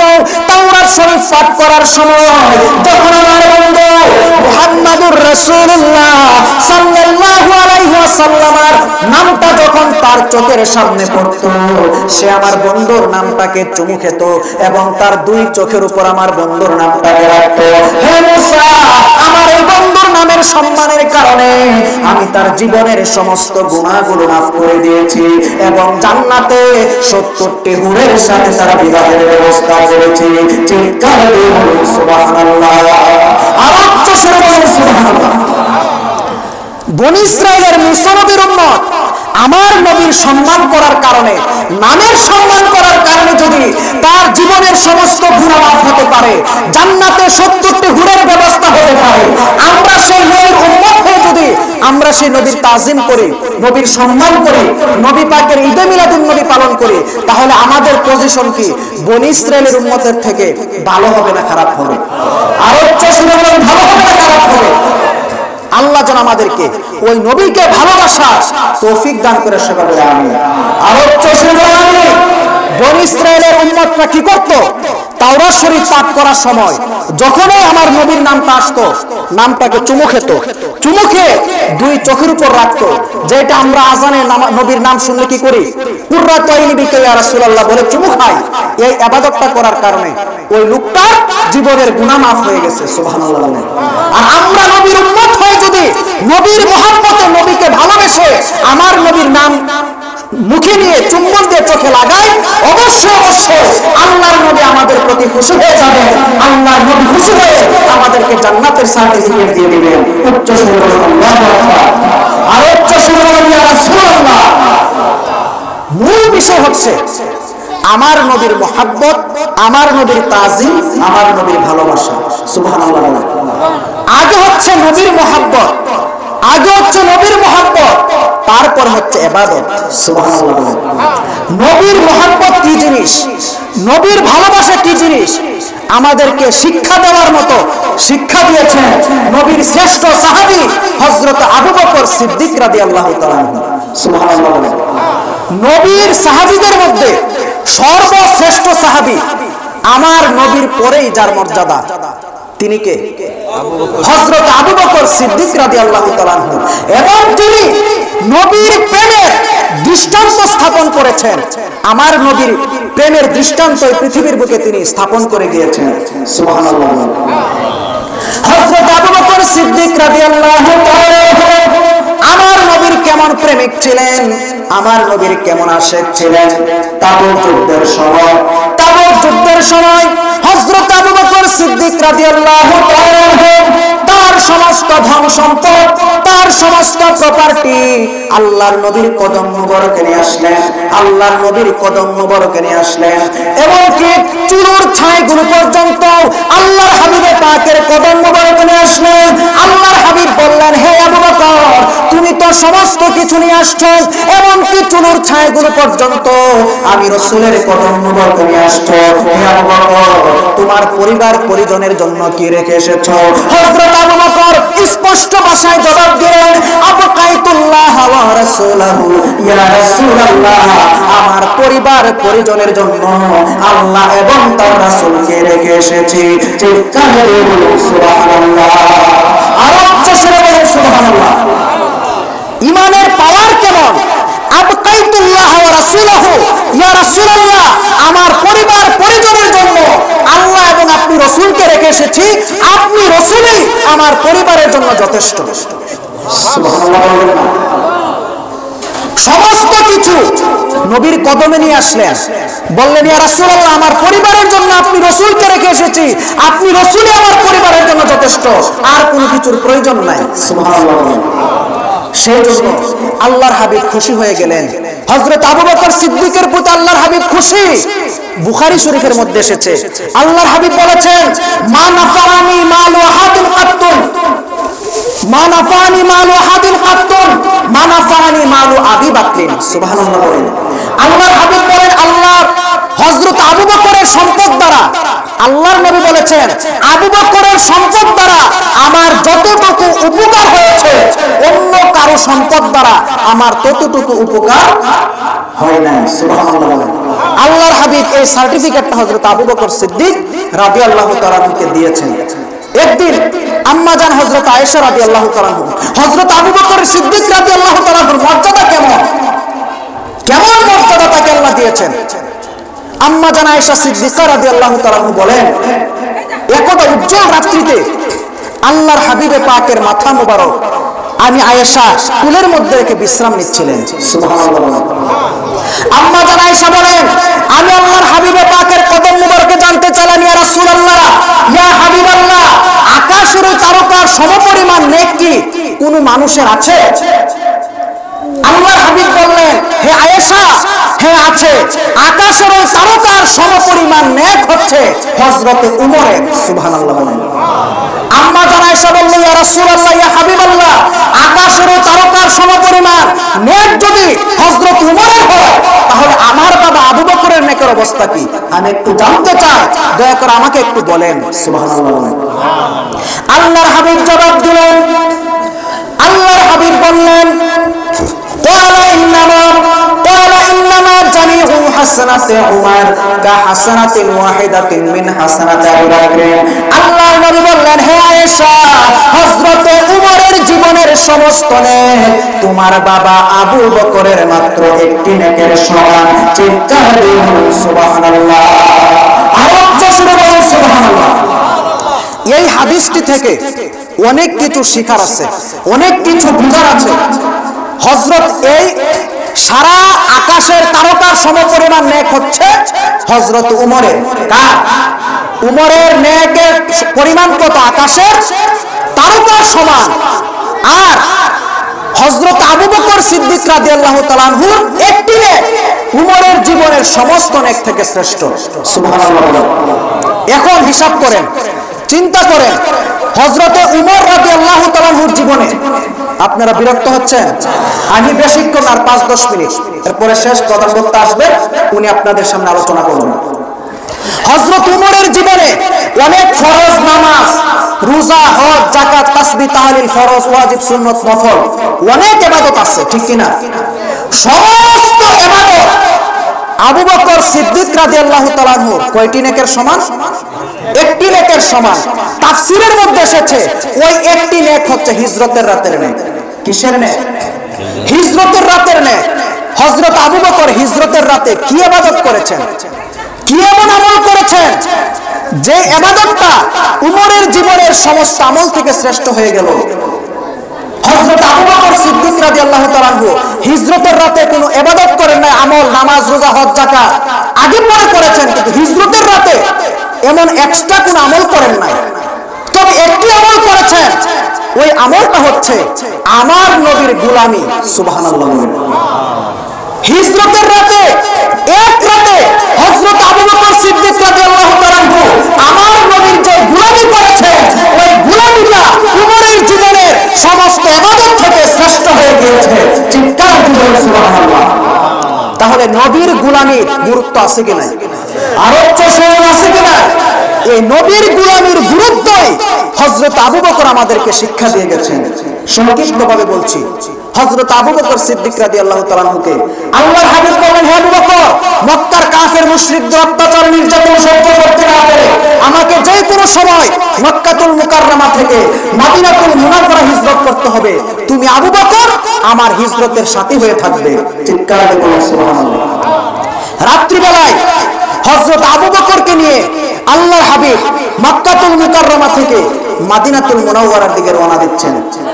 হযরত আবু বকরকে নিয়ে মদিনাতুল মুনাওয়ারার দিকে রওনা দিচ্ছেন। আল্লাহর হাবিব হযরত আবু বকরকে নিয়ে বালুর পাহাড় দিয়ে হাঁটতেছেন। কিসের পাহাড়? বালুর পাহাড় দিয়ে হাঁটতেছেন। বালুর পাহাড় দিয়ে হাঁটার সময় আল্লাহর হাবিব পায়ের আঙ্গুলের উপর ভর করে হাঁটতেছেন। কিসের উপরে? আঙ্গুলের উপর ভর করে হাঁটতেছেন, যেন পেছন দিক থেকে পদচিহ্ন বিশেষজ্ঞরা বুঝতে না পারে এটা রাহমাতুল লিল আলামিনের পায়ের চিহ্ন। তাই আল্লাহর হাবিব পায়ের আঙ্গুলের উপর ভর করে হাঁটতেছেন। সুবহানাল্লাহ। কিছুক্ষণ হাঁটার পরে হযরত আবু বকর দেখতে পেলেন পাথরের আঘাতে আমার নবীর পা মুবারক থেকে রক্ত ঝরে পড়ছে। সুবহানাল্লাহ। এই অবস্থা দেখে হযরত আবু বকর আমার নবীকে কাঁধে তুলে নিলেন। কোথায় নিলেন? কাঁধে তুলে নিলেন। হযরত আবু বকর আমার নবীকে কাঁধে তোলার পর অবাক হয়ে গেলেন, কি ব্যাপার? আল্লাহর হাবিবকে আমি কাঁধে তুলে নিলাম ঠিকই, কিন্তু আমার নবীর কোনো ওজন নাই। সুবহানাল্লাহ বলবেন না? আমরা যদি একটা একদিনের বাচ্চাকেও তুলে নেই, বাচ্চাটার ওজন আছে কিনা, আর উচ্চসব আছে কি নাই? কিন্তু হযরত আবু বকর বলেন, আমার রাসূলকে আমি কাঁধে তুলে নিলাম ঠিকই, কিন্তু আমার নবীর তো কোনো ওজন নাই। সুবহানাল্লাহ বলেন। আল্লাহর হাবিব মুস্কি হেসে দিলেন, মুস্কি হেসে বললেন, হে আবু বকর, আমি রাসূল আল্লাহর নূর, এজন্য নূরের কোনো ওজন হয় না। চিৎকার করে বলুন সুবহানাল্লাহ। আল্লাহর হাবিব হযরত আবু বকর সিদ্দিক রাদিয়াল্লাহু তাআলা আনহুকে নিয়ে গুহার কাছে গেলেন। সংক্ষিপ্তভাবে বলছি, হযরত আবু বকরকে নিয়ে আল্লাহর হাবিব গুহার কাছে যখন গেলেন, গুহার কাছে যাওয়ার পরে হযরত আবু বকর বলল, ইয়া রাসূলুল্লাহ, ইয়া হাবিবাল্লাহ, আপনি গুহার ভিতরে প্রবেশ করবেন না, কারণ গুহার ভিতরে অনেক বিষাক্ত কিছু থাকতে পারে, বিষাক্ত কীট পতঙ্গ থাকতে পারে। ইয়া রাসূলুল্লাহ, আগে আমি গুহার ভিতরে প্রবেশ করব, পুরোটা গুহা আমি সুন্দরভাবে পরিষ্কার করব, পরিষ্কার করার পর আমি যখন বলবো তারপর আপনি গুহার ভিতরে প্রবেশ করবেন। এই বলে হযরত আবু বকর গুহার ভিতরে তিনি প্রবেশ করলেন। গুহার ভিতরে গিয়ে তিনি দেখতে পেলেন অনেকগুলো সাপের গর্ত দেখা যায়। হযরত আবু বকর নিজের কাপড় মুবারক দিয়ে সবগুলো সাপের গর্ত বন্ধ করলেন। সবগুলো গর্ত বন্ধ করার পরে দুইটি গর্ত বশিষ্ট রয়ে যায়। দুইটি গর্ত বন্ধ করার জন্য কোনো কাপড় পেলেন না। হযরত আবু বকর সিদ্দিক রাদিয়াল্লাহু তাআলা ওই দুইটি গর্তের মধ্যে নিজের পা মুবারক দিয়ে রাখলেন। দুই পা মুবারক দিয়ে হযরত আবু বকর আল্লাহর নবীকে বললেন, ইয়া রাসূলুল্লাহ, ইয়া হাবিবাল্লাহ, এবার আপনি গুহার ভিতরে প্রবেশ করুন। আল্লাহর হাবিব গুহার ভিতরে প্রবেশ করলেন। গুহার ভিতরে প্রবেশ করে আল্লাহর হাবিব হযরত আবু বকরের কোলে মাথা মুবারক রেখে বিশ্রাম নিচ্ছিলেন। কিছুক্ষণ পরে হযরত আবু বকর যেই সাপের গর্তের ভিতরে পা মুবারক দিয়ে রেখেছেন, ওই গর্ত থেকে একটি সাপ হযরত আবু বকরের পায়ে দংশন করলো। দংশন করার পরে হযরত আবু বকর ব্যথা বেদনায় কাতরাচ্ছেন, কিন্তু আল্লাহর নবীকে তিনি ডাক দিলেন না। হযরত আবু বকর আল্লাহর নবীকে ডাক দিলেন না। কিছুক্ষণ পর যখন হযরত আবু বকরের চোখের পানি আল্লাহর নবীর নূরানী চেহারা মুবারকের উপর পড়লো, আল্লাহর হাবিব জাগ্রত হয়ে গেলেন। জাগ্রত হয়ে বললেন, হে আবু বকর, তোমার কি হয়েছে, তুমি কাঁদছো কেন? হযরত আবু বকর বলল, ইয়া রাসূলুল্লাহ, ইয়া হাবিবাল্লাহ, আমার মা বাবা আপনার কদম মুবারকে কুরবান। ইয়া রাসূলুল্লাহ, আমাকে গর্তের ভেতর থেকে সাপ দংশন করেছে। এই কথা বলার পরে আল্লাহর হাবিব হযরত আবু বকরের পায়ের ধ্বংসিত স্থানে নিজের নূরানী থুতু মুবারক দিলেন। থুতু মুবারক দেওয়ার পরে হযরত আবু বকরের সমস্ত ব্যথা বেদনা দূর হয়ে গেল। চিৎকার দিয়ে বলুন সুবহানাল্লাহ। আর উচ্চস্বরে বলুন সুবহানাল্লাহ। হযরত আবু বকর এমন পরীক্ষায় উত্তীর্ণ হলেন, সাপে কামড় দিয়েছে, কিন্তু নবীর আরামের মধ্যে ডিস্টার্ব হবে বলে তিনি নবীকে ডাক দেন নাই।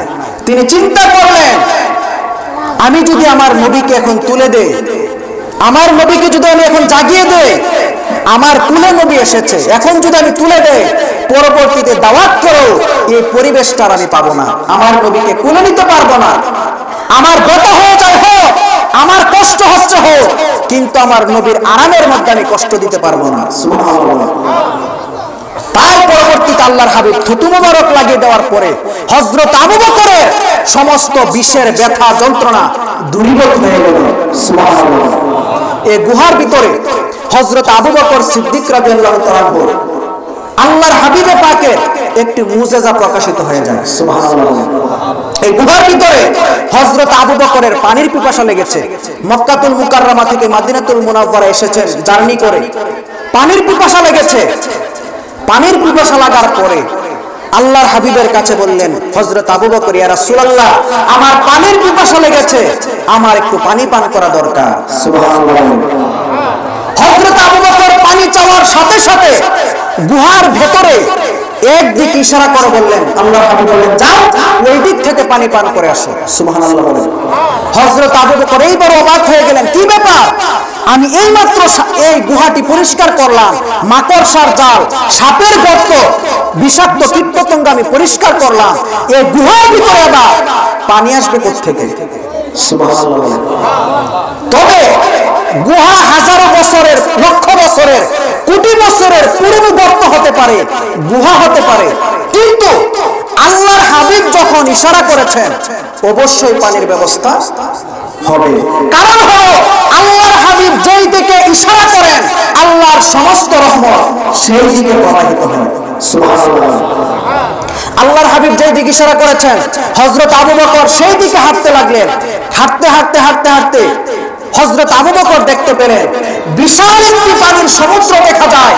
ওই সমুদ্রের পানিটা দুধের থেকেও সাদা এবং মধুর থেকেও মিষ্টি। হযরত আবু বকর প্রাণ ভরে পানি পান করলেন। পানি পান করার পরে আল্লাহর হাবিবকে বললেন, ইয়া রাসূলুল্লাহ, ইয়া হাবিবাল্লাহ, এই গুহার ভিতরে, এই পুরনো গর্তের ভিতরে পানির নহর আসলো কোত্থেকে? সুবহানাল্লাহ। আর উচ্চ স্বরে বলেন সুবহানাল্লাহ। তাফসীরে রুহুল বায়ান শরীফের মধ্যে এসেছে আল্লাহর হাবিব বলেছেন, ইন্নাল্লাহা আমারাল মালাকাল মুআক্কিলা বিআনহারিল জান্নাহ আইয়াখলুকা নাহরান মিন জান্নাতিল ফিরদাউস ইলা সাদরিল গারি লিতাশরিবা ইয়া বাকরিন। আল্লাহ রাব্বুল আলামিন বেহেশতের নহরের দায়িত্বে নিয়োজিত ফেরেশতাকে নির্দেশ দিলেন যেন জান্নাতুল ফিরদাউস থেকে একটি নহর এই গুহার ভিতরে প্রবাহিত করে দেয়। হে আবু বকর, শুধু তোমাকে পানি পান করানোর জন্য আল্লাহ রাব্বুল আলামিন জান্নাতুল ফিরদাউস থেকে একটি নহর এই গুহার ভিতরে প্রবাহিত করে দিয়েছেন। চিৎকার দিল সুবহানাল্লাহ। আল্লাহুম্মা সাল্লি মাওলানা মুহাম্মদ ওয়া আলা আলি সাইয়্যিদিনা মাওলানা মুহাম্মদ সাল্লাল্লাহুম্মা সাল্লি মাওলানা মুহাম্মদ ওয়া আলা আলি সাইয়্যিদিনা মাওলানা। जिक्र मिलादुन नबी करता रहूंगा उम्र भर, जलते रहो नजदियो जलना तुम्हारा काम है। अल्लाहुम्मा सल्ली मोहब्बत करो सलाम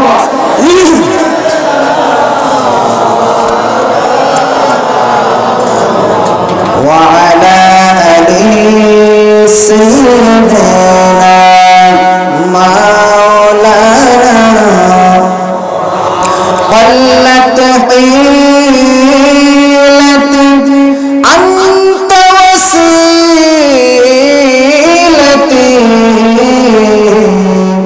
أدركني ইয়া রাসূলুল্লাহ আল্লাহুম্মা মুহাব্বতে মাওলানা ওয়া আলা আলি সাইয়্যিদিনা মাওলানা। সবাই বলে আলহামদুলিল্লাহ। আর উচ্চ সুরে বলে আল্লাহু আকবার। এবার বলো ইয়া রাসূলুল্লাহ। হযরত আবু বকরকে আল্লাহর হাবিব বললেন, হে আবু বকর, শুধু তোমাকে পানি পান করানোর জন্য আল্লাহ পাক জান্নাতুল ফেরদাউস থেকে একটি নহর এই গুহার ভিতরে প্রবাহিত করে দিয়েছেন। সুবহানাল্লাহ। এই নহরটি হচ্ছে জান্নাতি নহর। নহর হচ্ছে পানির সমুদ্র হচ্ছে জান্নাতে। নবীর গোলাম আবু বকর হচ্ছে দুনিয়ায়। এই আবু বকরকে নবীর গোলামকে পানি পান করানোর জন্য আল্লাহ পাক জান্নাতি নহর দুনিয়ার ভিতরে পাঠিয়ে দিয়েছেন। সুবহানাল্লাহ। নবীর গোলামের কেমন মর্যাদা! এই জন্য আল্লাহর হাবিব বলেছেন, ক্বালা রাসূলুল্লাহ সাল্লাল্লাহু আলাইহি ওয়াসাল্লাম, মা সাব্বাল্লাহু শাইআন ফি সাদরি ইল্লা ওয়া সাব্বাতুহু ফি সাদরি আবি বকর। সুবহানাল্লাহ। আল্লাহর হাবিব বলেন, আল্লাহ পাক আমাকে যে নিয়ামত দিয়েছেন আমি সেই নিয়ামতগুলো হযরত আবু বকরের অন্তরে ঢেলে দিয়েছি। সুবহানাল্লাহ বলেন। এই জন্য হযরত আবু বকর সিদ্দিক রাদিয়াল্লাহু তাআলা থেকে দুটি মশহুর তরিকা বের হয়েছে। একটি হচ্ছে তরিকায়ে নকশবন্দিয়া, আরেকটি হচ্ছে তরিকায়ে মুজাদ্দিদিয়া। আর 19 বছরের যুবক হযরত আলী রাদিয়াল্লাহু তাআলা হিজরতের রাতে আমার নবীর বিছানায় শুয়ে ঈমানি পরীক্ষায় উত্তীর্ণ হয়েছেন। এই জন্য হযরত আলী রাদিয়াল্লাহু তাআলাকেও আল্লাহর হাবিব ইলমের শহর দান করেছেন, আধ্যাত্মিক জ্ঞানের পাহাড় দান করেছেন। আল্লাহর হাবিব বলেছেন, আনা মাদিনাতুল ইলমি ওয়া আলিয়ুন বাবুহা। এই জন্য হযরত আলী রাদিয়াল্লাহু তাআলা থেকেও দুটি মশহুর তরিকা বের হয়েছে। একটি হচ্ছে তরিকে কাদরিয়া, আরেকটি হচ্ছে তরিকে চিশতিয়া। চিৎকার দিয়ে বলুন সুবহানাল্লাহ। আর উচ্চ সুরে বলুন সুবহানাল্লাহ। এই কাদরিয়া, চিশতিয়া, নকশবন্দিয়া, মুজাদ্দিদিয়া এই চারটি তরিকা থেকে পৃথিবীর সমস্ত তরিকার উৎপত্তি হয়েছে। প্রায় 300 উপরের তরিকা বর্তমানে পৃথিবীর মধ্যে চালু আছে। সুবহানাল্লাহ। আর উচ্চ সুরে বলুন সুবহানাল্লাহ। এই জন্য নবীর প্রেম, নবীর মুহাব্বত, নবীর ভালোবাসা হচ্ছে সর্বাগ্রে। সর্বপ্রথম হচ্ছে নবীর মুহাব্বত, নবীর ভালোবাসা, তারপর হচ্ছে ইবাদত। চিৎকার দিয়ে বলুন সুবহানাল্লাহ। আর উচ্চ স্বরে বলুন সুবহানাল্লাহ। আল্লাহ পাক যেন নবীর মুহাব্বতের সাথে সাথে, নবীর তাজিমের সাথে সাথে আমাদেরকে আমল করার তৌফিক দান করে। সবাই বলে আমিন। আর উচ্চ স্বরে বলে আমিন। মিশকাত শরীফের হাদিস, আন আবু হুরায়রা রাদিয়াল্লাহু তাআলা আনহু قال قال رسول الله صلى الله عليه وسلم سبعة يظلهم في ظله يوم لا ظل الا ظله امام عادل وشاب نشأ في عبادة الله ورجل قلبه معلق بالمسجد اذا خرج منه حتى يعود اليه ورجلان تحبا في الله اجتمعا عليه وتفرقا عليه ورجلان تحبا في الله اجتمعا عليه وتفرقا عليه ورجل ذكر الله خاليا ففاضت عينه ورجل دعت امرأة ذات حسب وجمال فقال إني أخاف الله ورجل تصدق بصدقة فأخفاها حتى لا تعلم شماله ما تنفق يمينه উচ্চ সুরে আল্লাহু আকবার। আর উচ্চ সুরে বলুন ইয়া রাসূলুল্লাহ। আল্লাহর নবীর সাহাবী হযরত আবু বকর সিদ্দিক রাদিয়াল্লাহু তাআলা আনহু বর্ণিত, আল্লাহর নবী নূরের নবী রাহমাতুল লিল আলামিন তিনি বর্ণনা করেছেন, সাবাতুন ইউজিল্লুহুমুল্লাহু ফি জিল্লিহি ইয়াওমা লা জিল্লা ইল্লা জিল্লুহু। আল্লাহর নবী বলেন, 7 শ্রেণীর লোককে আল্লাহ রাব্বুল আলামিন আরশের ছায়ার নিচে জায়গা দান করবেন। জুড়ে বলুন কয় শ্রেণীর লোককে? 7 শ্রেণীর লোককে আল্লাহ রাব্বুল আলামিন আরশের ছায়ার নিচে জায়গা দান করবেন। 7 শ্রেণীর মধ্যে 1 নম্বর হলো ইমামুল আদিল, অর্থাৎ ন্যায়পরায়ণ শাসক। এই পৃথিবীতে যারা ন্যায়পরায়ণ শাসক হবে, যারা ন্যায়পরায়ণ শাসক হবে, আল্লাহ রাব্বুল আলামিন আর হাসরের ময়দানে আরশের ছায়ার নিচে তাদেরকে জায়গা দিবেন। চিৎকার দিয়ে বলুন সুবহানাল্লাহ। ইমামুল আদিল, ন্যায়পরায়ণ শাসক। এই পৃথিবীতে যারা ন্যায়পরায়ণ শাসক হবে, রাষ্ট্রটাকে যারা ন্যায়ভাবে সুন্দরভাবে পরিচালনা করবে, ওই শাসকদেরকে আল্লাহ পাক আরশের ছায়ার নিচে জায়গা দিবেন। সুবহানাল্লাহ।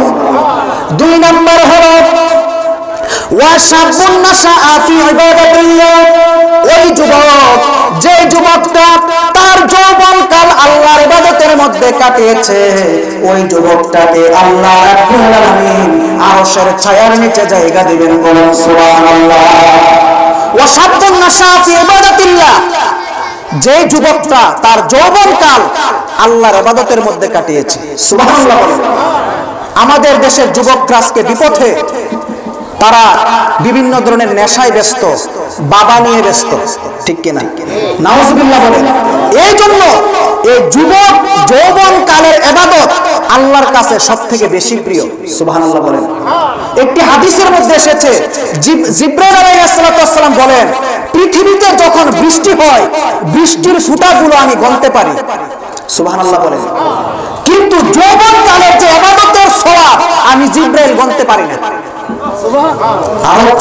সুবহানাল্লাহ।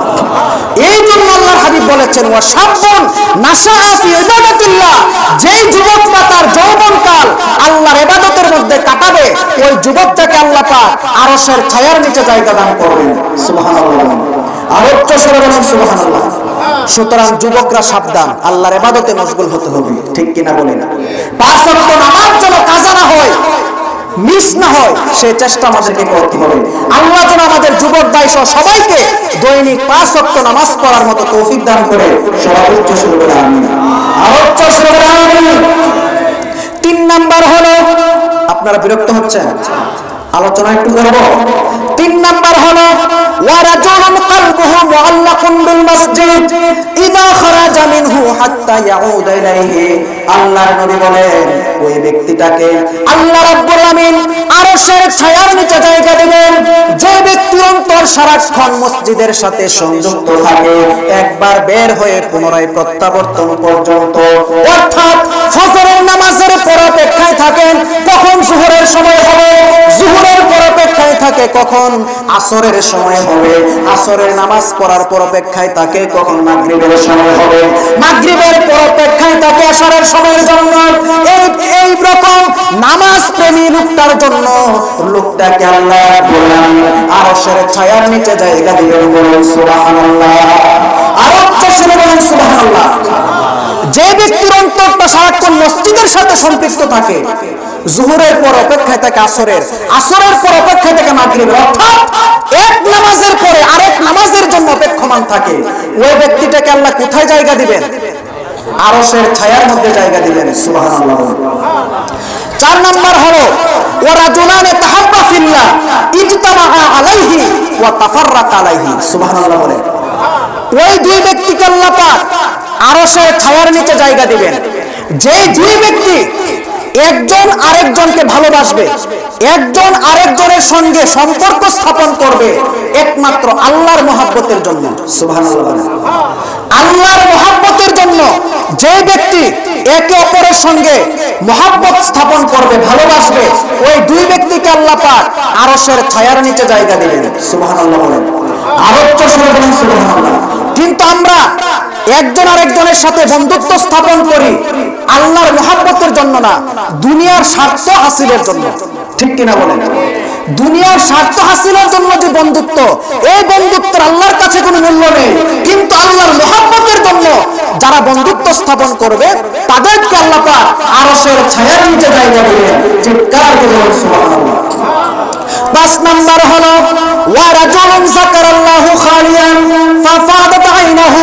আল্লাহর নবী বলেন, ওই ব্যক্তিটাকে আল্লাহ রাব্বুল আলামিন আরশের ছায়ার নিচে জায়গা দিবেন, যে ব্যক্তিটা নীরবে নির্জনে গভীর রজনীতে একমাত্র আল্লাহর জিকির করে, গভীর রজনীতে আল্লাহর জিকির করে, আর জিকির করার সময় তার চক্ষু দিয়ে আল্লাহর মহব্বতে পানি চলে আসে, ওই ব্যক্তিটাকে আল্লাহ রাব্বুল আলামিন আরশের ছায়ার নিচে দিবেন। বলুন সুবহানাল্লাহ।